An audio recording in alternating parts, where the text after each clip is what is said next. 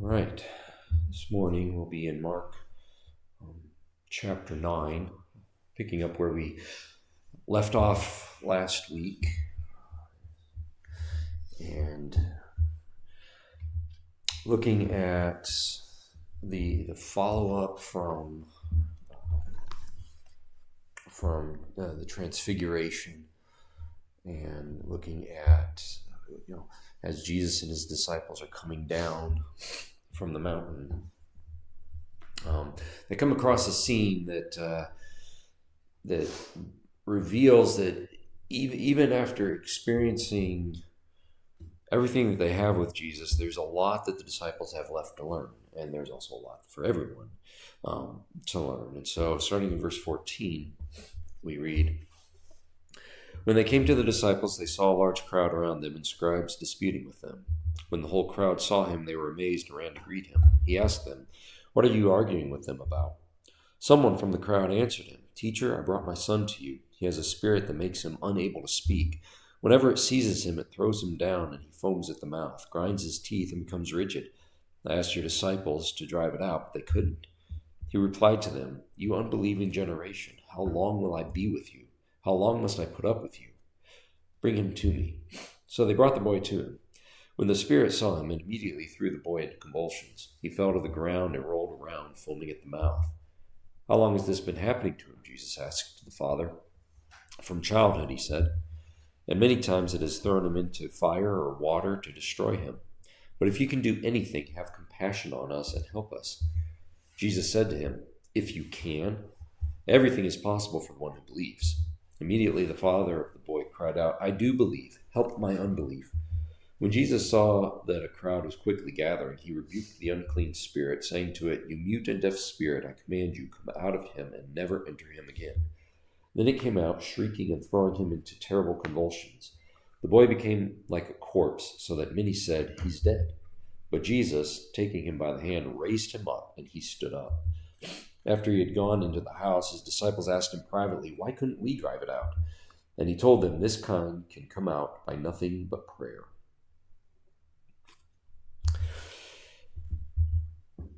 When we read things in the Bible, we oftentimes focus in on the extraordinary because it is extraordinary. Our attention is quickly drawn to specific, what we would consider supernatural, unusual, abnormal things. And so when we read this, we read it as an exorcism of a demon, which is what it is. So, and if you're not familiar with the term exorcism, it really means you're excising or ejecting, driving out a demon or some sort of demonic forces. And so we have this, and this is going to be the last of these driving out demons that Jesus does in the book of Mark. And there's a few unusual elements within it that set it apart from the others. For one thing, in this one, Jesus doesn't address the demon-possessed boy. He addresses the Father. The conversation is between Jesus and the Father, and then Jesus drives the demon out. And that's kind of unusual when you read the other instances. There's usually communication between Jesus and the demonic person or the demonic forces that are in the person, and so that kind of stands out. That's interesting. It's very interesting, and I think that part of the reason we'll get into is because of what this was all about and what the main idea in this event was. Another interesting thing is the phraseology after the demon is driven out of the boy, out of the son. It says that the boy became like a corpse, so that many said, "He's dead." So it's clear he's not actually dead, although some scholars will say people look at him, they think he's dead. They're pretty familiar with death, so maybe he did die, and whatnot. And Jesus took him by the hand, which is how he raised Jairus' daughter earlier. So But herein lies the thing. It's not the fact that he's dead. It's the fact that on the way down from the mountain, Jesus had talked to his disciples about his own suffering, death, and resurrection. And then we have this event where the way Mark is describing it, there's a death-like thing, and then there's the emphasis on Jesus taken him by the hand, raised him up, and he stood up. In other words, these are Greek words that are related to resurrection, and what would be, the resurrection of Jesus himself. So because he took him up, raised him, and he stood up. That stood up is another. He raised up, and so. There's a picture here. There's this picture going on of death and resurrection, and even though the boy he appears dead, I personally don't think he was dead. I think it was after these seizures and whatnot, and the details of the seizures are enough that most modern scholars and doctors will say it's epilepsy. Again, another trivial thing. This is why some people discount miracles in the Bible, and they say, well, they were just unknown at the time, but there aren't really spiritual forces at work here, because this is a clear example of epilepsy. However, some of the things I've read indicate that epilepsy is really kind of an unknown thing, that there's a lot they don't know about it, for one thing. And for another thing, just because there's a medical explanation for some of the symptoms, there's no medical explanation for the fact that the symptoms disappeared after Jesus ejected this demon. There's nothing that says that demonic forces don't use physical ailments. Not every physical ailment is necessarily a demonic incident. However, we don't discount the reality of the spiritual world just because there's an interaction between it and the physical. I mean, that'd be kind of like saying that the psychological world isn't really real because it interacts with the physical world. There's physical explanations for things, like such as I'm waving my arms right now. Oh my goodness! Well, that's just a physical manifestation. No, I was thinking to myself, I got to do something to illustrate this. And so, okay, I'll do that. See, I'm deciding, but where's the decision? I mean, it's in the psychological. It's in my mental. You're sitting there probably thinking, yeah, you are mental.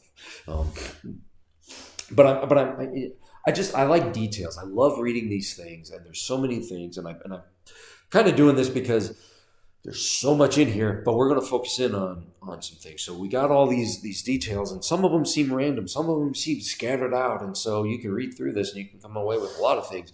But there is a central idea in this, and from the New International Version application commentary, I read this, and this really summarizes the main point of this passage, and that is, at the heart of this exorcism is the struggle for faith, not the struggle with a demon. All of the details here are not meant to emphasize the struggle with the demon. Again, Jesus didn't address the demon or the boy. He had a conversation with the Father. And we learn a lot about Jesus in all of this. And just before we really dig into this is the struggle for faith, the things we learn about Jesus is he could be frustrated.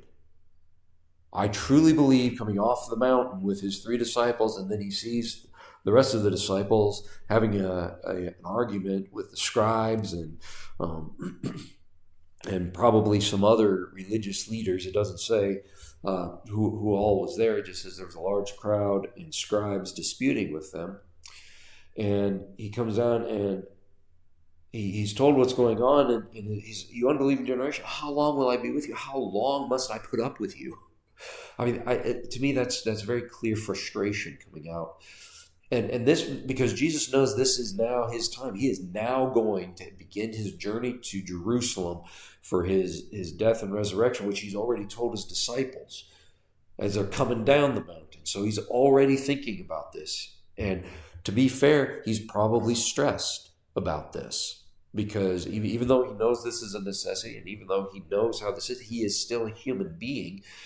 This is not going to be pleasant for him. So I think that there's this sense of he knows his time is short, and people are still having the same problems, and they're still having the same questions, and they're still having the same struggles. And it's just like, how long will I be here? It's why, and I think part of the frustration is with the people, and part of it's with his disciples, because he's about to leave and turn all of this over to them, and they're still not getting it. And what are they not getting? What are they not getting? Well, number one, in failure, you need prayer. I'm kind of doing this a little backwards, but it begins with Jesus comes down, sees a crowd and some scribes. Everybody's arguing with the disciples, and so he's like, "What's going on?" And his father explains his son has this demon that gives him these epileptic seizures, and the disciples were unable to cure him. Now, to the disciples, this was probably confusing. If you remember back in chapter 6, right? So flip back just a couple pages here. In chapter 6, they were commissioned by Jesus, sent out. He instructed them to take nothing, no bread, no travel bag, no money either, but to wear sandals, not put on any extra shirt, and all those instructions that he gave them. And he gave them power over the unclean spirits. And in verse 13 of chapter 6 says they drove out many demons, anointed many sick people with oil, and healed them. They've had success in this realm. They've done this before. And then at the very end of this, they asked Jesus, why couldn't we do it? They don't understand. And his response is, this kind can come out by nothing but prayer. Some schools of thought have adopted the idea that, well, there's different levels of demon possession. There's different, powers of demons. And so some can be handled this way. Others have to be handled this way, and whatnot. But the reality is, that's not what Jesus is saying. What he's saying is, you failed to pray through this. You failed because you failed to pray. You failed because you got so arrogant in your thought that you could do this, that you didn't stop and actually acknowledge who has the real power. They took the commissioning in chapter 6 and their successes there to mean that they had the power to rebuke demons and cast them out. And so it would really appear they tried doing it. They didn't stop and pray. They just thought, hey, man, I've got it. I rebuke you. And I see this nowadays, and sometimes it causes me a little concern because people go around as if they have some sort of authority, but they don't. This is made very clear in the book of Jude. Now, Jude is a very short book, right before the book of Revelation, so it's the next to last book in the Bible. To me, it's a little strange. Because a lot of the references that are in Jude come from, like, the book of Enoch, which is a non-biblical book, but it was a pretty well-known Jewish writing at the time. But in the book of Jude, there's but one chapter. It's just verses. So, in Jude, starting in verse, verse 9 is the crux of this. It says, "Yet when Michael the archangel was disputing with the devil in an argument about Moses' body, he did not dare utter a slanderous condemnation against him, but said, 'The Lord rebuke you.'" And the idea there is that even the archangel Michael was not arrogant enough to think that he had the power over the demonic forces. And if the archangel Michael, who has, in Jewish thought and in Christian thought, is he's kind of like the leader of God's army. He's the archangel of war. He's the powerful one. He's the one that does the fighting and leads the spiritual fighting. If he says, I'm not going to utter the condemnation. What did he say? He said, the Lord rebuke you. Why? Because he's acknowledging where the actual power comes from. He's acknowledging who has the authority over the evil forces. And that's where the disciples failed. In their failure, they failed to pray. They failed to connect with the true source of the power that they had been given, the true source of authority. They don't have authority. They're given the authority of Jesus. And that's a different thing. They're representatives of Jesus. So their authority isn't their own. They're carrying the authority of the one who sent them, kind of like ambassadors that go out to other countries. They don't have their own authority to decide what agreements to make. They don't have their own authority to decide the policies of the United States in those areas. No, they are there under the authority of the United States, and they have to follow the guidance given to them by the United States. And it is only the United States that has the ability to decide what policies they're going to implement anywhere. They're just representatives. And so we get this sense of where they failed, the disciples, in this was they failed to pray. They got arrogant. They got complacent. And so they were shocked because they'd had success before, but they didn't see that they had slipped into this arrogance. And so Jesus had to point that out.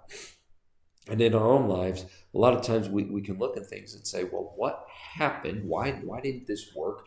And we can really drop back to, we forgot to pray. Prayer is an interesting thing. It's one of the most powerful tools that God has given us, because it's the way that we can communicate with Him and connect with Him and talk to Him. And yet it's one of the first of the spiritual disciplines that we have that seems to be swept to the side. I don't have time to pray. Oh, I'm too busy. Oh, and a lot of times it's, I forgot. And this is not a condemnation of people, because this is the list that comes from my own life. What I've done is sometimes I get wrapped up in the moment and I forget to pray. And it doesn't work out as well when I forget to pray. And a lot of that is because I'm not connecting with the power and the source and the authority over whatever it is that I'm faced with. And I'm not even acknowledging it until later. And Jesus is pointing out to his disciples, don't try to do that first. Now, the disciples aren't the only ones in this that needed the lesson of faith, right? So they're learning that to walk by faith is different than walking by sight. And the Bible, repeats that a number of times, beginning in the prophets. The righteous shall walk by faith, not by sight. And so they needed this reminder. You need to walk by faith, and that means you need to pray. But the Father also needed a lesson in faith. And his lesson was that in desperation, you need faith. This father was desperate, and you can't blame him. The desperation was not the problem. Jesus never tells him, why are you so desperate? What's your problem? When he's showing frustration, I don't think it has anything to do with the fact that the father is desperate to help his son. I think that's a good thing. I think Jesus would encourage that. Otherwise, I think Jesus would say, I'm not going to help you. But we don't see that. I don't think he's frustrated that the father brought his son to the disciples. I think the frustration was more the fact that the disciples didn't pray, they didn't follow the proper steps, they didn't go through the process correctly, and then they failed, and then he created a scene because there's a large crowd of scribes arguing with them, and then there's this father who is now more desperate than ever because he brought his son someplace where he thought he would find the solution, and he didn't. He brought him to people that had driven demons out before. And so they didn't do it. And what happened was it struck at this man's faith. And we see that when he's talking with Jesus, right? So Jesus asks him some questions. The Father tells him the story. And in it, he says, but if you can do anything, have compassion on us and help us.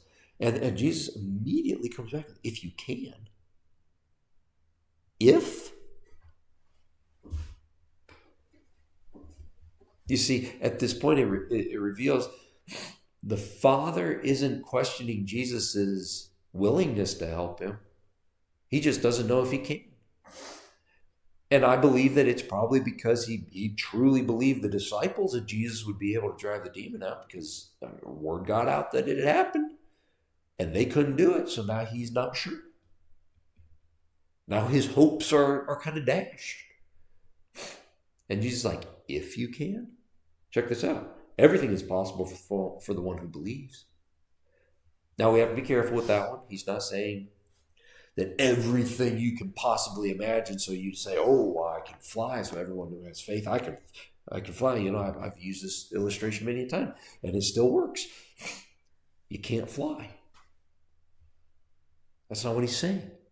What he's saying is that when we're faced with these situations, the person who has faith will receive the answer that they need.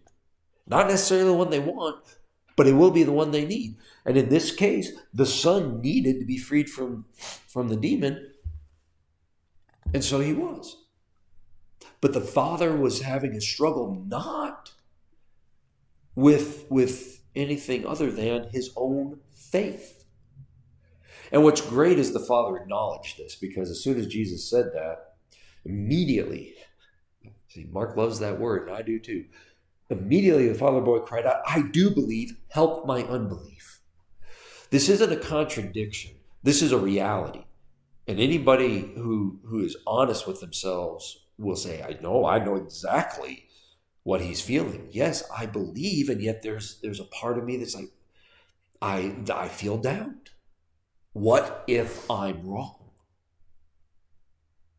But we still act in faith. I've done things in faith, saying, okay, God, you've never let me down before, but I'm scared stiff through it all. And there is worry. I think this is one of the most honest, most authentic prayers in the entirety of the Bible, this whole, I do believe, help my unbelief. In other words, the Father acknowledged a reality that I think we all should acknowledge, and that is, I have faith, but I realize my faith is not perfect. I believe, but my belief is not perfect. It is not 100% complete. It is flawed because I am flawed. I acknowledge that. I'm not going to say, well, nope, I must not believe. No, I believe, but I got a problem. I'm a human being and my faith is weak. It's there. And this father's like, I do believe. I do believe. Help my unbelief. And it's very interesting to me that he's not questioning Jesus' willingness, but his ability. Earlier in Jesus' ministry, back in chapter 1, verse 40, there was a leper that had the opposite. It says, then a man with leprosy came to him and on his knees begged him, if you are willing, you can make me clean. He didn't trust Jesus' ability, he trusted his willingness. In both cases, Jesus healed the person that needed to be healed. Faith can struggle in either believing in God's willingness to help us or in his ability to help us. Because some look at God and say he's a great God, but I don't think he can help me in this. And I've even heard a couple people in my lifetime say that, God can't help me with this. More often, we question his willingness. And oftentimes that's based on how we think God views us and what criteria God uses to help us out. And so we believe he could help us, but we just don't think we're good enough. We don't think that we measure up to his standard. Therefore, he's not going to help us. But let me point out that if God wasn't going to help us because we didn't measure up to his standard, God wouldn't have sent Jesus. The whole point of Jesus coming was the fact that we didn't measure up and we couldn't measure up on our own, and so God helped us out. God was willing and he was able, and he did. And the clear message of the Bible is God is willing, he is able, and he will. The struggle is not on God's end. The struggle is on our end. We are the ones that struggle for faith, and faith is a struggle.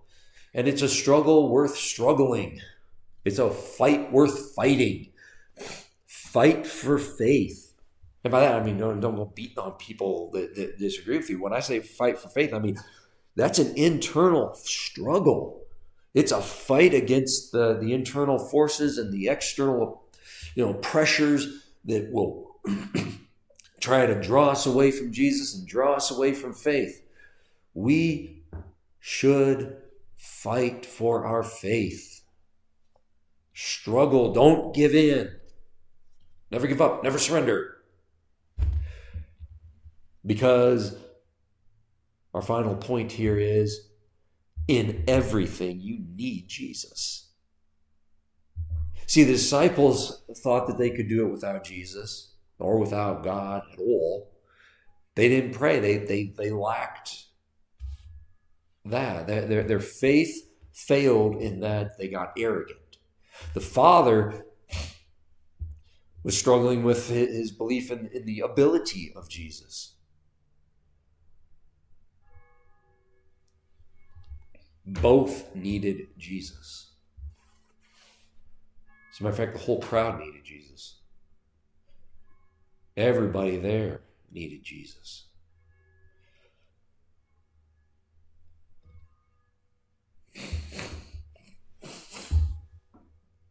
And Jesus met them all where they were, guided them through this struggle of faith, and met their needs. And he does the same thing today. He's not leaving any of us on our own, because on our own we're not really capable of much.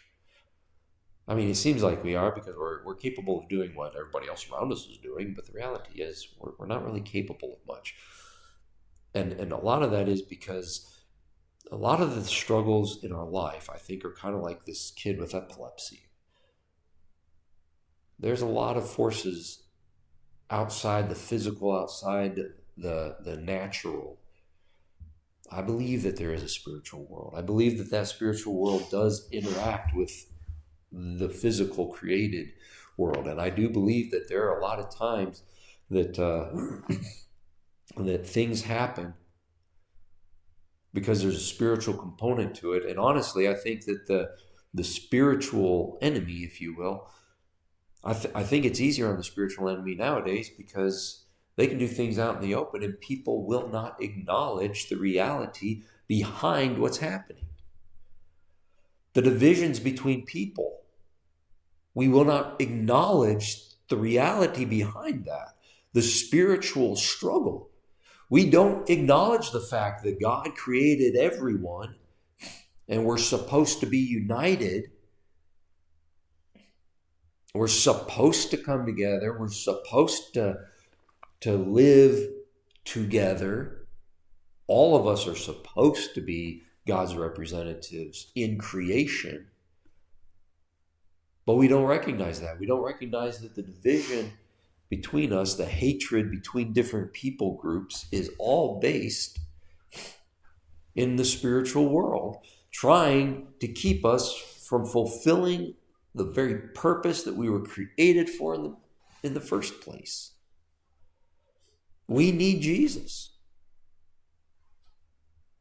We all need Jesus. Doesn't matter where you're at on this planet, you need Jesus. It doesn't matter where you're at in space, you need Jesus.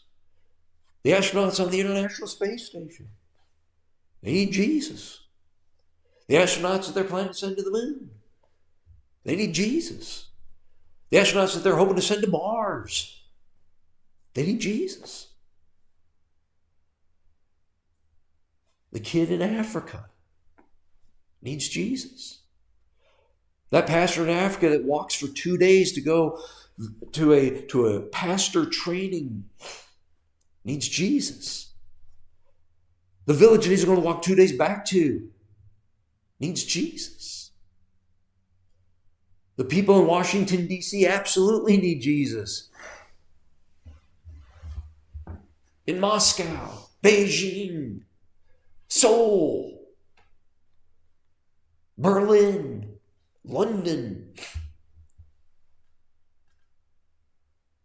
Everyone everywhere needs Jesus. And at this point in Jesus' life, there's a certain urgency to it, because he realizes that his physical presence on earth is very limited. It was coming to an end. He was about to go and fulfill the purpose for which he came, complete that purpose. It's not like he wasn't fulfilling it leading up to it, but the finale of that purpose was coming. And then after that, he was going to go back to heaven, and he realized his disciples needed to learn this lesson of faith, and they need to learn it quickly, because when he left this planet, his plan was for his disciples to carry on the mission that he started. And there is no plan B. There's but one plan. And we know it was a good plan, because here we are 2,000 years later, and we're still talking about it. And we're still carrying it on. We're still telling the story of Jesus, the true, actual account of his life here on earth and what he's done for us. We still hold to the faith that he taught. And we do so, like the disciples and like this father, somewhat imperfectly. But like the father, we have the opportunity to say, I do believe. Help my unbelief. If you're struggling with your faith, if you're struggling either with and it's okay. You can admit this to God. He can take this. You can go to him and say, I don't know that I fully trust your willingness to help me. Or I don't know if I fully trust your ability to help me. But help my unbelief. Today you can do the same thing this father did. And prayers don't have to be long. They can be very short, and this one is, but it's so powerful to just say, I do believe, help my unbelief. And today, maybe that's what you need. Today, maybe that's what we all should just take a moment and pray. Is dear Jesus, I do believe, help my unbelief. Let's pray. Heavenly Father, we do come before you, and we do come knowing that we are imperfect. We come to you because we believe in you. We come to you because we do have faith. But Father, I pray that you would help our unbelief. Where we struggle to believe in your willingness or your ability. Forgive us. Help us. We thank you, we praise you, and we seek you with our whole heart. For it's in Jesus' name I pray. Amen.